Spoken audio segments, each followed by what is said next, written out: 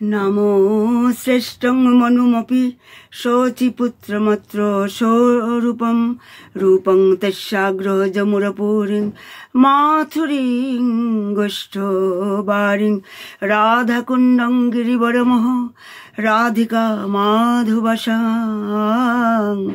प्राप्तजस्य प्रतितकृपया श्रीगुरुतं नतोऽस्मि आनन्दलीलामय विग्रहाय हेमावदिव्यछवि सुन्दराय तस्मै महाप्रेमरसप्रदाय चैतन्यचन्द्राय नमो नमस्ते। नमोऽयं विष्णुपादाय गोविन्दपृष्ठाय भूतले श्रीमते श्री श्री स्वामी शिवानन्द इति नामिने। नमोऽयं विष्णुपादाय कृष्णपृष्ठाय भूतले श्रीमते भक्तिवेदान्त स्वामिनिति नामिने। नमोऽयं विष्णुपादाय गौरपृष्ठाय भूतले श्रीमते भक्तिवेदान्त वनमिति नामिने। प्रथमे आमी रूपानुग गुरुवर्ग गुरु परम्परा एवं समस्त आचार्यवर्गेर चरणे आमार कोटी कोटी दंडवत प्रणाम। আর সমস্ত উপস্থিত সমস্ত রূপানুগ গুরুবর্গ গুরু পরম্পরা এবং সমস্ত আচার্যবর্গের চরণে কোটি কোটি দণ্ডবত প্রণাম। আর উপস্থিত সমস্ত কৃষ্ণপ্রেম অনুরাগী গৌরভক্তবৃন্দের চরণে কোটি কোটি দণ্ডবত প্রণাম। করুণার প্রবাহ নিয়ে এসেছেন মহাপ্রভু মহাবেদনায়। খুব কম যুগে এইরকম করুণার প্রবাহ নিয়ে ভগবান আসেন। ভগবান যুগে যুগে আসেন। যদা যদা হি ধর্মস্য গ্লানির্ভবতি ভারত অভ্যুত্থানং অধর্মস্য তদাত্মানং সৃজাম্যহম পরিত্রাণায় সাধুনাং বিনাশায় চ দুষ্কৃতম ধর্ম সংস্থাপনার্থায় সম্ভবামি যুগে যুগে। কিন্তু এই কলিযুগে যে ভগবান এসেছেন এটা একটা বিশেষ কলিযুগ। তাই তো এক কল্পে তিনি পূর্ণতম এবং অবতার, তিনি এক কল্পে তিনি পূর্ণতম অবতার পূর্ণতম প্রকাশ নিয়ে তিনি যেটা নিয়ে এসেছেন সেটা সেটা সাধারণ মানুষের পক্ষে পাওয়া সম্ভব নয়। তাই তো আচার্যরা গিয়েছেন, নরোত্তম দাস ঠাকুর কি গিয়েছেন, এ ভব সাগরে এমন দয়াল না দেখিয়ে একজন, আমি গৌরাঙ্গ বলিয়া নাগেনু গলিয়া কেমনে ধরিনু দেহ। আমি গৌরাঙ্গ বলিয়া নাগেনু গলিয়া কেমন ধরিনু দেহ। তাই এই কলিযুগে পূর্ণতম অবতার পূর্ণতম প্রকাশ নিয়ে তিনি এসে আমাদেরকে যেটা আমাদের জন্য নিয়ে এসেছেন সেটা সাধারণ মানুষের পক্ষে পাওয়া সম্ভব নয়। এমনকি কোনো সাধন প্রক্রিয়ার দ্বারাও এটা সেখানে প্রবেশ সম্ভব নয়। এইরকম বস্তু কৃপা করে করুণয়া অবতীর্ণ করো দেওয়ার জন্য তিনি অবতরিত হয়েছেন। মহাপ্রভুর এই যে অবতার, আমাদের আচার্যরা বলে থাকেন যে মহাপ্রভু এক কল্পে একবার মহাপ্রভু এই অবতার গ্রহণ করেন। এক কল্পে একবার তিনি এই অবতার গ্রহণ করেন। এক কল্প মানে চারটা যুগ মিলিয়ে সত্য ত্রেতা দাপর কলি এই চারটা যুগকে মিলিয়ে বলা হয় এক কল্প। চারটা যুগ মিলে এক কল্প। আর কলিযুগের আয়ু হচ্ছে 4,32,000 বছর। আর তারপর কলিযুগ যখন শেষ হয়ে যাবে, এখন তো মাত্র আরম্ভ হয়েছে, মাত্র 5,500 বছর মাত্র হয়েছে কলিযুগ আরম্ভ হয়েছে। আর কলিযুগের আয়ু হচ্ছেন 4,32,000 বছর। আর কলিযুগ যখন শেষ হয়ে যাবে আবার সত্যযুগ আসবে,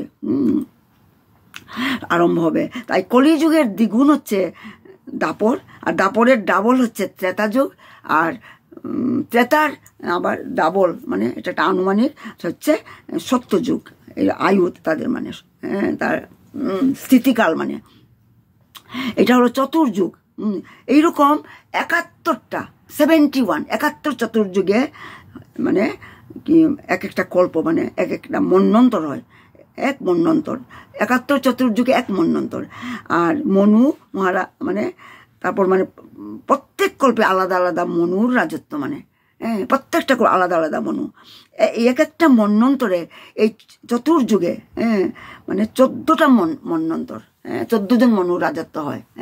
প্রত্যেক কল্পে এক একজন মনু চেঞ্জ হয়ে থাকে। মানে এখন হচ্ছে 7ম মনুর রাজত্ব চলছে। এখন আমার মনে হয় বৈবস্বত মনুর রাজত্ব বোধ হয় এখন চলছে। তাই 14 মন্বন্তরে ব্রহ্মার একদিন, আর 14 মন্বন্তরে ব্রহ্মার এক রাত্র। মানে এত বড় লম্বা, মানে এক ব্রহ্মার একটা দিন আর একটা রাত্র, এটাকে বলা হয় এক কল্প। মানে আর 14 মন্বন্তরে একটা কল্প হয়। আর এই এক কল্পে মহাপ্রভুর এই যে অবতার, যা এই কলিযুগে মানে 7ম মন্বন্তরের মানে বৈবস্বত মনুর শাসন এখন চলছে। যখন মহাপ্রভু অবতরিত হয়েছেন, মাত্র 550 বছর আগে গৌরহরি এসেছিলেন। সচিমাতার ব্রজেন্দ্র নন্দন যেই শচীসুত হইল, সেই বলরাম হইল নিতাই। নিত্যানন্দ প্রভু, যিনি শঙ্কর্ষণ, সান্দিনী শক্তি, ভগবানের প্রথম বিস্তার, তিনি নিত্যানন্দ, তিনি বলরাম, তিনি কলিযুগে তিনি নিত্যানন্দ হয়ে এসেছেন।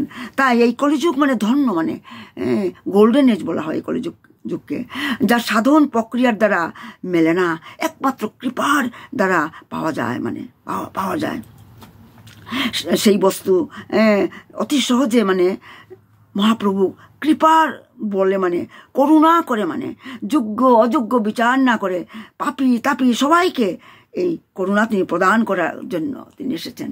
কে যোগ্য কে অযোগ্য বিচার করেননি। তাই তো তিনি বলেছেন, শুনো শুনো হরিদাস, শুনো নিত্যানন্দ, প্রতি ঘরে ঘরে গিয়া পালন করো আমার আজ্ঞা, যারে দেখো তারে কহ বলো কৃষ্ণ কথা, এই বলে তিনি আজ্ঞা দিয়েছিলেন। তাই করুণা করে তিনি যোগ্য অযোগ্য বিচার করেননি, তিনি সবাইকে করুণা প্রদান করেছেন। তাই তো আমরা দেখছি চাপাল গোপাল, জগায় মাথায় যারা পাপী তাপী ছিল সবাইকে তিনি প্রেম দিয়ে তিনি তাদেরকে উদ্ধার করেছেন।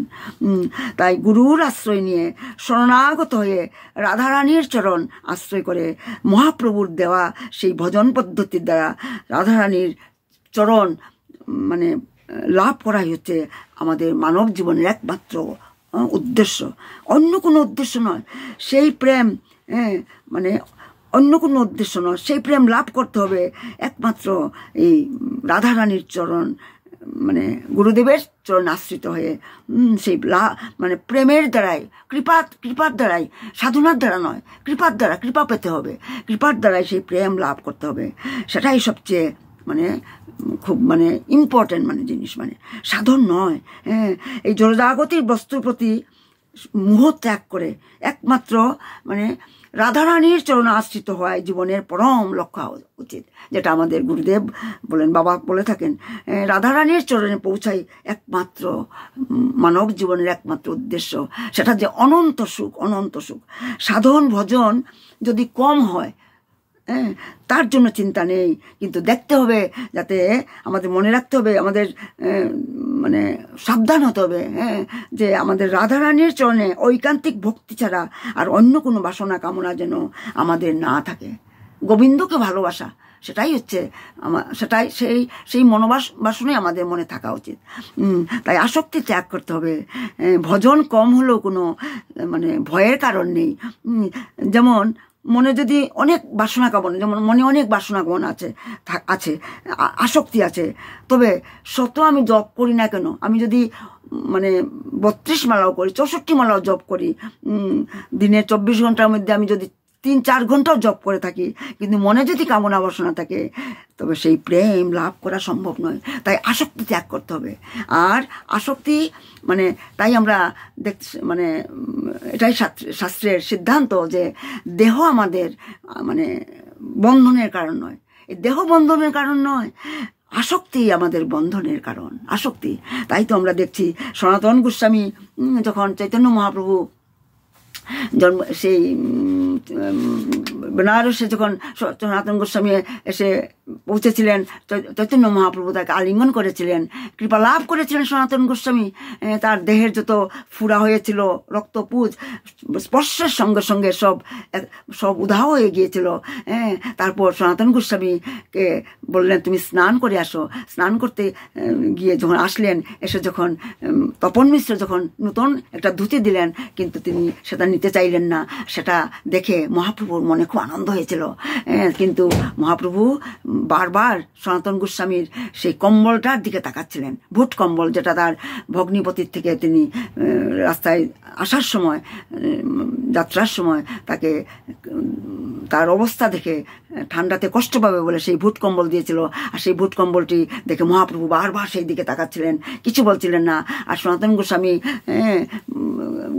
মানে হৃদয়ের কথা, মহাপ্রভু হৃদয়ের কথা, মনের কথা জানতে পারে তিনি তৎক্ষণাৎ তিনি গঙ্গাতে স্নানের জন্য আবার গিয়েছিলেন। আর সেখানে সেই গৌরদেশীয় সেই ভিক্ষুককে সেই কম্বলটা, ভুট কম্বলটা দিয়ে তিনি তার ছেঁড়া কাঁথাটা নিয়ে তিনি ফিরাতে এসেছিলেন। তখন মহাপ্রভু তাকে জিজ্ঞাসা করলেন, তোমার ভুট কম্বল কোথা গেল? প্রভুপদের সব কথা গোসাই কইল। তখন চৈতন্য মহাপ্রভু যখন জিজ্ঞাসা করলেন ভুট কম্বলের কথা, তখন সনাতন গোস্বামী সমস্ত কথা খুলে বললেন। প্রভু কয়ে ইহা আমি করিয়াছি বিচার, বিষয় রূপ খণ্ডাইল কৃষ্ণ যে তোমার, সে কেনে রাখিবে তোমার শেষ বিষয় ভোগ, রূপ খণ্ডিস সদ্বৈদ্য না রাখে শেষ রূপ। তখন মহাপ্রভু বললেন যে আমি বিচার করে দেখলাম সনাতন, যে শ্রীকৃষ্ণ কৃপা করে তোমার ভবরূপ খণ্ডন করালেন। তিনি কেন মানে বিষয়ের প্রতি তোমার শেষ আসক্তিটুকু তিনি রাখতে যাবেন? মানে শেষ আসক্তি মানে সনাতন গোস্বামী তো মহাপ্রভুকে দেখার সঙ্গে সঙ্গে বেনারসে এসে তিনি মাধুকরী করবেন বলে তিনি মনস্থির করেছিলেন। আর সেই নূতন ধুতি পরিধান না করে পুরাতন বস্ত্র তপন মিশ্র থেকে নিয়ে সেটাকে 2 টুকরা করে সেই ধুতিটাকে দুটো বহির্বাস কৌপিন তৈরি করেছিলেন। সেটা দেখে মহাপ্রভুর খুব মানে আনন্দিত হয়েছিলেন, তার বৈরাগ্য দেখে, মানে আসক্তি নেই দেখে। কিন্তু ভুট কম্বলের প্রতি যে আসক্ত ছিল সেটার আসক্তি ছাড়তে পারেননি। তাই তো বলা হচ্ছে আসক্তি আমাদের বন্ধনের কারণ। তাই মহাপ্রভু বলছেন যে তোমার বিষয়ের প্রতি যে শেষ আসক্তিটুকু, মানে এই যে ভুট কম্বলটার প্রতি, যে এই কম্বলটার প্রতি আমাদের প্রত্যেকেরই আসক্তি আছে কিছু না কিছুর প্রতি। কারো টাকা পয়সা, কারো ছেলে মেয়ে, এইভাবে বিভিন্ন বস্তুর, জড়জাগতিক বস্তুর প্রতি আমাদের একটা মানে সফট কর্নার যাকে বলা হয়, একটা মানে আসক্তি থেকে যায়। মানে তার প্রতি একটা আলাদা একটা মানে আসক্তি, মানে এটা স্পেশাল মানে আসক্তি সবাইরই আছে। মানে সেই আসক্তি ত্যাগ করতে হবে। তাই তো মহাপ্রভু বলছেন তোমার শেষ আসক্তিটুকু মানে ভগবান কৃষ্ণ রাখতে দিলেন না, মানে কেড়ে নিলেন, মানে ভবরূপ খণ্ডন করলেন। সদ্বৈদ্য যখন রোগ সারান তখন তিনি সেই রোগের কিছুমাত্র অবশিষ্ট থাকতে দেন না। তারপর মূল্যবান ভুট কম্বল গায়ে দিয়ে মহাপ্রভু বললেন যে 3 মুদ্রার ভুট গায়ে মাধু করি গ্রাস, ধর্মহানি হয় লোক করে উপহাস। মহাপ্রভু বললেন এই মূল্যবান এই ভূত কম্বলটি গায়ে দিয়ে তুমি যখন মাধুকরী করতে যাবে, মাধুকরী মানে আমি গত ক্লাসে এটা আলোচনা করেছি, তবু দিগদর্শনের জন্য বলছি, মাধুকরী মানে ওই বাড়িতে বাড়িতে গিয়ে ভিক্ষা করা, মানে কারণ সন্ন্যাসীরা নিজের রন্ধন করেন, তারা ভিক্ষা বৃত্তি গ্রহণ করেন, সেটাকে মাধুকরী বলা হয়। বৃন্দাবনে বাবাজিরা সেই মাধুকরী বৃত্তি করে, এখনো অনেক আছে বাবাজিরা। তাই বলছেন মহাপ্রভু তুমি যদি এই ভুট কম্বল গায়ে দিয়ে মাধুকরী করতে, তবে ধর্মের হানি হতো, আর লোকেরা তোমাকে দেখে উপহাস করতো। মানে গোসাই কহে কে যে খণ্ডিল বিষয়ভোগ, তার ইচ্ছাই গেল মোর শেষ বিষয়রূপ। তখন সনাতন গোস্বামী তার উত্তরে বললেন, যিনি আমাকে বিষয়ভোগের পাপ পঙ্কিল জীবন থেকে উদ্ধার করলেন, তার ইচ্ছাতে আমার শেষ আসক্তিটুকু দূর হলো। সনাতন গোস্বামী যে এই কথাটাতে বললেন বিষয়ভোগের পাপ পঙ্কিল জীবন, সত্যি তো সনাতন গোস্বামী তো সেই মুসলমান নবাব হোসেন শাহর সেখানে তিনি প্রধানমন্ত্রী ছিলেন, তিনি তো বিষয়ে পাপ পঙ্কিল, সেই মাংসাহারী যবন ম্লেচ্ছ সেই তাদের সঙ্গে উঠতেন বসতেন, চলন বলন সব তাদের সঙ্গে ছিল, আলখোল্লা পরিধান করতেন, তারপর তাদের সঙ্গ করতেন, সেটা পাপ পঙ্কিল জীবন বলে তিনি বলছেন সনাতন গোস্বামী, কারণ তারা বিষয়ী লোক, ইন্দ্র তৃপ্তিতে মগ্ন তারা। তাই সনাতন গোস্বামী বলছেন, আপনি সেই পাপ পঙ্কের জীবন থেকে আমাকে উদ্ধার করেছেন। আমার শেষ আর আপনার ইচ্ছাতে আমার শেষ আসক্তিটুকু দূর হলো। মানে শেষ আসক্তি মানে সেই ভূত কম্বলটা। প্রসন্ন হইয়া প্রভু তারে কৃপা করিল, তার কৃপায় প্রশ্ন করিতে তার শক্তি হইল। সনাতন গোস্বামীর প্রতি প্রসন্ন হয়ে চৈতন্য মহাপ্রভু তাকে কৃপা করলেন মানে। আর মহাপ্রভুর কৃপায় সনাতন গোস্বামী তাকে প্রশ্ন করার শক্তি মানে লাভ করলেন মানে।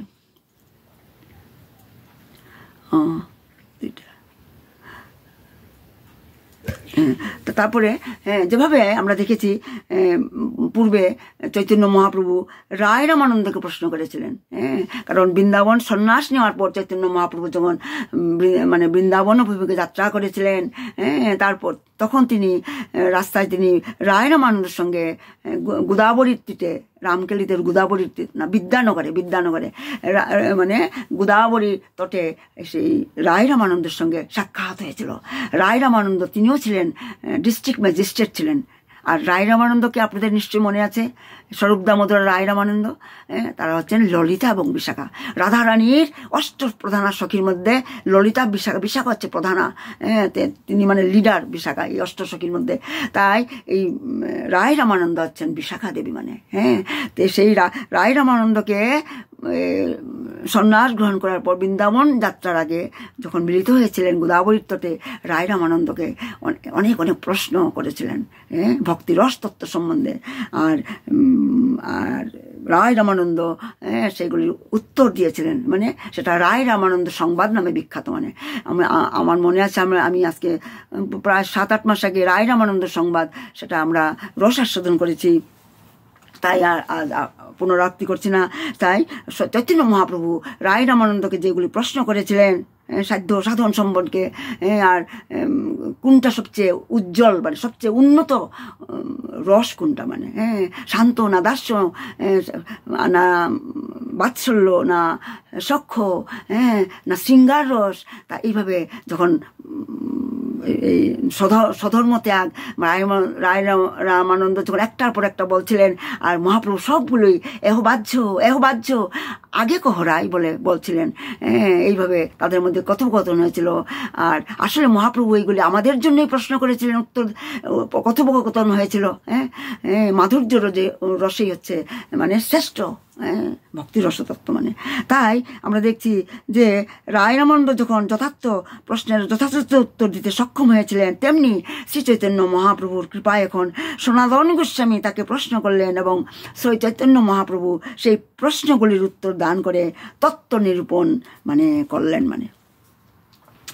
টাইমটা দেখছি, তাই সেই তখন চৈতন্য মহাপ্রভু একটা শ্লোক উচ্চারণ করলেন, কৃষ্ণ স্বরূপ মাধুর্যই ঐশ্বর্য ভক্তি রসাশ্রয়ম তত্ত্বং সনাতন এষ কৃপয়োপদিদেশ। বলছেন যে পরমেশ্বর ভগবান শ্রী চৈতন্য মহাপ্রভু, কারণ চৈতন্য মহাপ্রভু তো স্বয়ং ভগবান, কৃষ্ণাস্তু ভগবান স্বয়ং, এতে কাংশ কলাপুংস কৃষ্ণাস্তু ভগবান স্বয়ং। যেই গৌর সেই কৃষ্ণ, সেই জগন্নাথ। তাই পরমেশ্বর ভগবান শ্রী চৈতন্য মহাপ্রভু তার নিজের মানে অর্থাৎ শ্রীকৃষ্ণ স্বরূপের মাধুর্য, ঐশ্বর্য এবং ভক্তি রসাশ্রয় রূপতত্ত্ব সম্বন্ধে কৃপা করে সনাতন গোস্বামীকে উপদেশ দিয়েছিলেন। কৃষ্ণের রূপমাধুর্য ঐশ্বর্যের কথা বর্ণনা করেছিলেন। কারণ ঐশ্বর্য কোথায় আমরা দেখতে পাই? ঐশ্বর্য কিন্তু বৃন্দাবনে আমরা দেখতে পাই না, মথুরায় এবং দ্বারকায় ঐশ্বর্য, সেখানে কৃষ্ণ ঐশ্বর্যময় প্রকাশ। মানে কৃষ্ণের 3 রকমের প্রকাশ, জ্ঞানময় প্রকাশ আর বলে গেছি, আর ঐশ্বর্যময় প্রকাশ, জ্ঞানময় প্রকাশ, ঐশ্বর্যময় প্রকাশ আর মাধুর্যময় প্রকাশ। আর মাধুর্যময় প্রকাশ সেটা কেবলমাত্র বৃন্দাবনেই দেখা যায়, মাধুর্যময় প্রকাশ।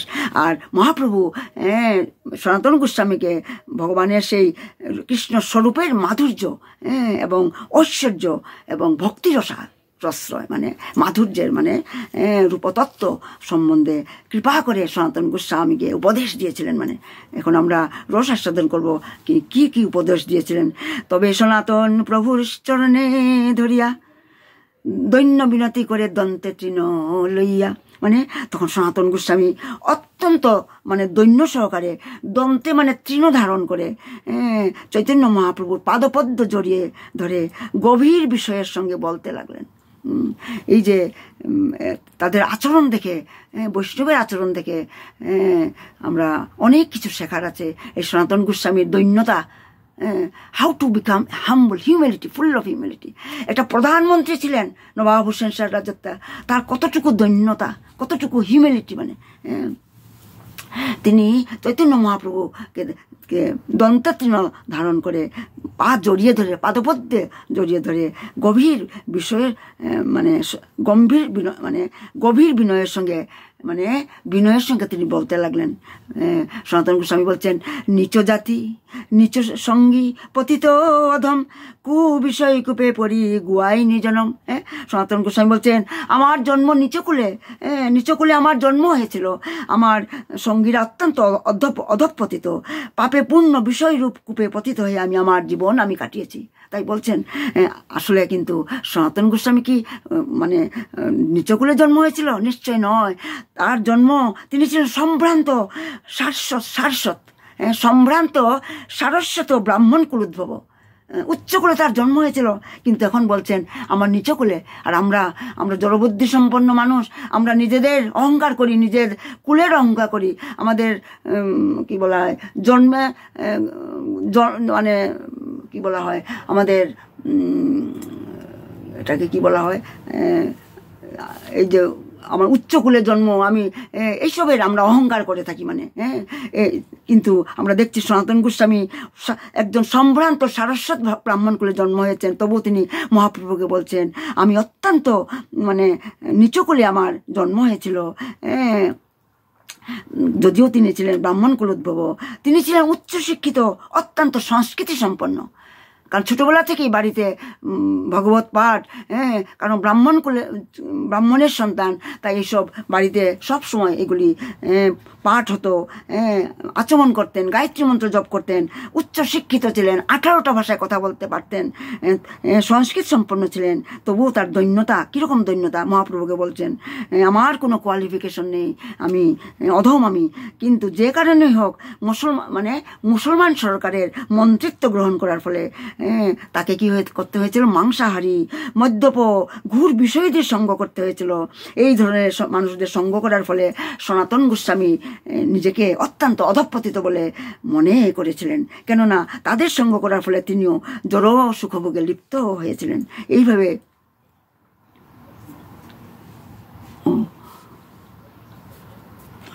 আরো 3 মিনিট আছে।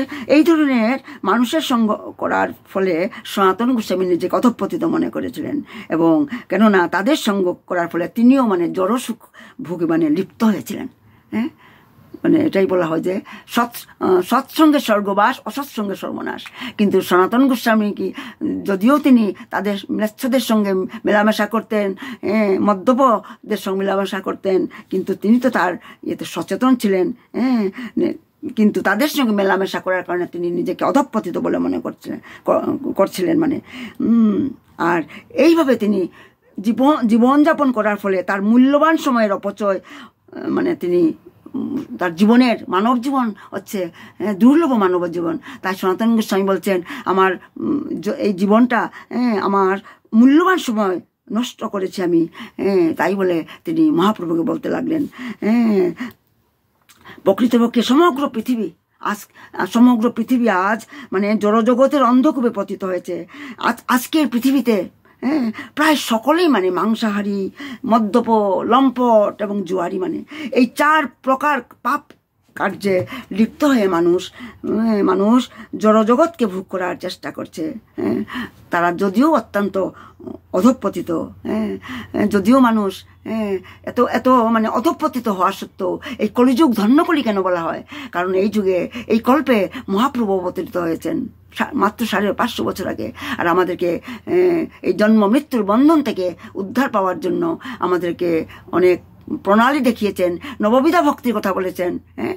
আর তিনি বলেছেন যে যদিও মানুষ কলৌ শূদ্র, সবাই অধঃপতিত মানে, কিন্তু আমরা যদি মানে জীব যদি চৈতন্য মহাপ্রভুর পাদপদ্মের আশ্রয় গ্রহণ করে, তাহলে তারা তাদের সমস্ত পাপ থেকে মুক্ত হয়ে যাবে। কত বড় সুযোগ, কত বড় কনসেশন! নামেই মুক্তি মানে, নামাভ্যাসেই মুক্তি মানে। তাই আমাদের যত পারো, আমাদের গুরুদেব তাই তো বলেন সাধুসঙ্গ করার জন্য, জপ করার জন্য, আর কি বলা হয় বৈষ্ণব সেবা, জীবে দয়া নামে রুচি বৈষ্ণব সেবা। এই 3টা জিনিস প্রধান চৈতন্য মহাপ্রভু, এটাই প্রধান শিক্ষা মানে চৈতন্য মহাপ্রভুর। আমার তো সময় আর বেশি নেই, আমি আজ এখানেই আমি বিরাম দিচ্ছি। আমরা কাল আবার রসের সাধন করবো। নিতাই গৌ সীতানাথ প্রেমানন্দে, হরি হরি বল, হরি হরি। আমার ভুল ত্রুটি মার্জনা করবেন। জয় রাধে, জয় কৃষ্ণ, জয় বৃন্দাবন, শ্রী গোবিন্দ গোপীনাথ মদন মোহন। শ্যামকুণ্ড রাধাকুণ্ড গিরি গোবর্ধন, কালিন্দী যমুনা জয় জয় মহাবন, কেশী ঘাট বংশী বট দ্বাদশ কানন, যাহা বলিলা কইলা শ্রীনন্দ নন্দন। শ্রীনন্দ যশোদা জয় জয় গোপগণ, শ্রীদামাদি জয় জয় ধেনু বৎসগণ, জয় বৃষভানু জয় কীর্তিদা সুন্দরী, জয় পূর্ণমাসী জয় আভির নাগরী। কীর্তিদা সুন্দরী মানে রাধারানীর নাম হচ্ছে কীর্তিদা সুন্দরী, আর বৃষভানু হচ্ছে রাধারানীর পিতার নাম হচ্ছে বৃষভানু। তাই তো রমণী রমণী বৃষভানু নন্দিনী, নীল বসন পরিধান, জয় রাধে জয় রাধে জয় রাধে জয় শ্রী রাধে, জয় কৃষ্ণ জয় কৃষ্ণ জয় কৃষ্ণ জয় কৃষ্ণ। নিতাই গৌর হরি বল, হরি বল, হরি বল, হরি বল। প্রণাম সবাইকে। জয় শিবানন্দ বাবার কি জয়, সৎসঙ্গ কি জয়, জয় গুরুদেব কি জয়, স্বামী মহারাজ কি জয়। প্রণাম সবাইকে। আমার ভুল ত্রুটি মার্জনা করবেন। প্রণাম প্রণাম।